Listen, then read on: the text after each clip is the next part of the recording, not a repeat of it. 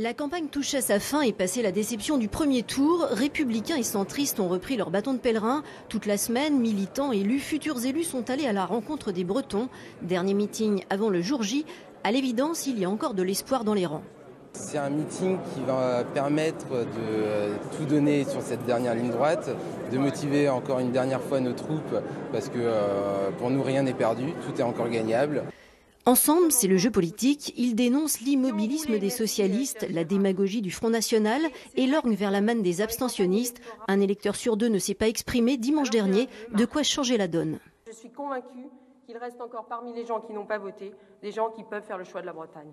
Et c'est à vous qu'on demande d'aller les chercher un par un.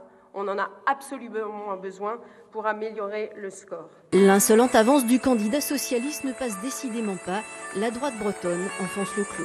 Nous avons depuis 4 ans, à la tête de la Bretagne, un intérimaire, avec des résultats que l'on connaît. Et dans une hypothèse que je ne veux pas envisager, nous aurions un autre intérimaire, et non pas celui qui se présente à nos suffrages. Et il y a là une véritable supercherie, il y a là une véritable tromperie qu'il faut dénoncer. De son côté, Marc Le Fur parle université, recherche, apprentissage. Il évoque l'emploi, l'économie, l'agriculture et compare. Nous avons décidé de ne pas augmenter l'impôt. Que fera la liste en face? Aucune réponse. Regardez les documents, aucune réponse. Pour le second tour, il espère bien rallier tous les électeurs qui ne rêvent pas d'un ministre de la Défense socialiste à la tête de la Bretagne.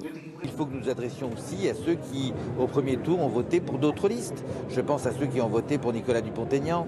Nicolas Dupont-Aignan est un gaulliste, comme moi. À ceux qui ont voté pour les régionalistes.